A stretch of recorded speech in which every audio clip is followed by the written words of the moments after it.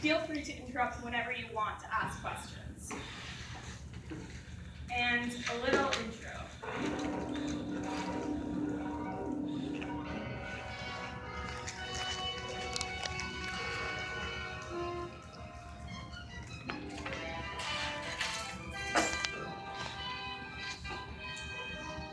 To have our opening credits.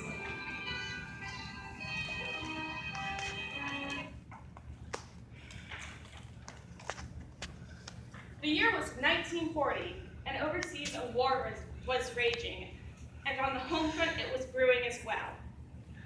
But on the newsstands, a brand new superhero named Captain Marvel, this isn't working, I'm sorry, was flying into the hearts of young children.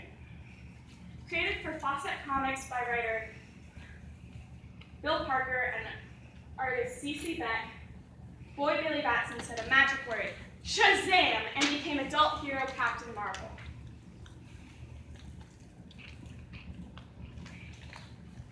As Captain Marvel, he had the powers of the gods Solomon, Hercules, Achilles, Zeus, Atlas, and Mercury.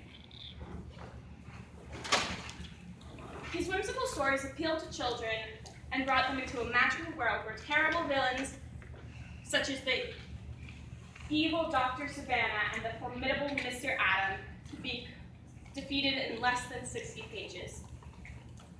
He soon outsold even the biggest of the big, Superman. Soon, Captain Marvel's family expanded with Billy's twin sister Mary, family friend Freddie Freeman, the old con man Uncle Marvel, and even Poppy the Marvel Bunny. The Marvels were a phenomenon. The Captain Marvel fan club had over 400,000 members at its peak. There were Marvel family figurines, coloring books, jigsaw puzzles, ties, patches, a ton of stuff. There was even a Mary Marvel clothing line. So the question is, why were they so popular? There are three main reasons: a combination of interesting storytelling, patriotism, and inclusivity.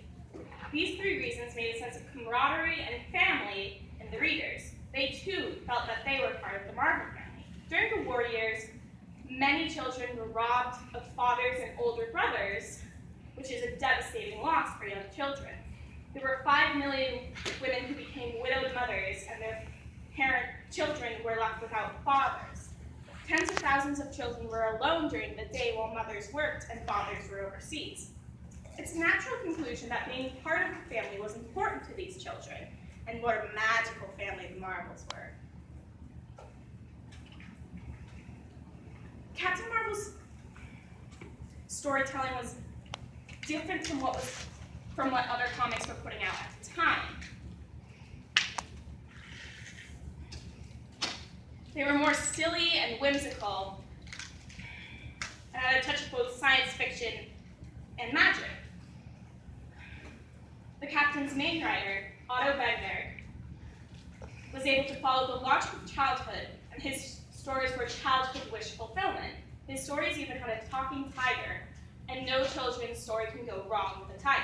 Cap's main artist, C.C. Beck, was able to bring the characters to life in ways that were the best for the stories. And you can't talk about the storytelling in the Captain Marvel franchise without talking about the intolerable monster society of evil, the very first villain society, and such terrible foes fighting our good heroes who are sure to have any kid on the edge of their seat.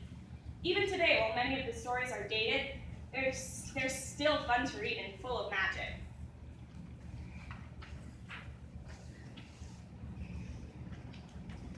They also had a wartime patriotism. According to Christine Darby, who was 12 when Pearl Harbor was born, we had to be patriotic. It was a way to be stronger during the wartime. It staved off fear.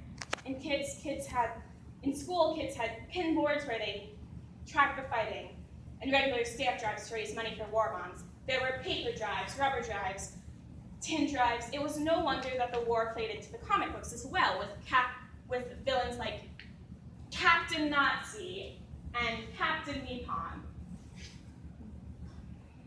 and Adolf Hitler himself.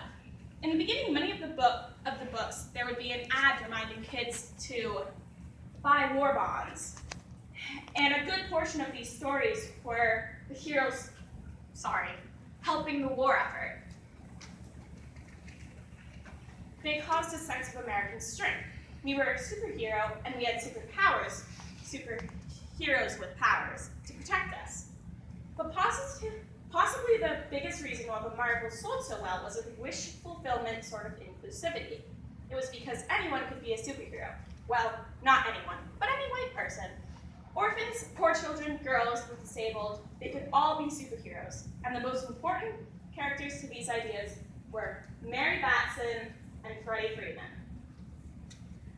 During the war, the roles of women were changing, so the roles for girls in comics were changing too. While real women were leaving the home to be part of the WCA and the Waves, women in comic books were leaving their roles of girlfriends and damsels in distress to become heroes of their own.